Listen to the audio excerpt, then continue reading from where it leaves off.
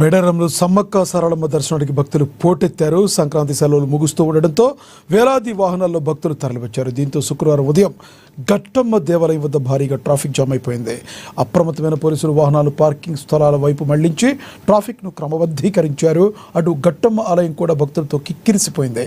కాగా మేడారం మహాజ్యోతి ఈ నెల 28 నుంచి 31వ తేదీ వరకు వైభవంగా జరగనుంది.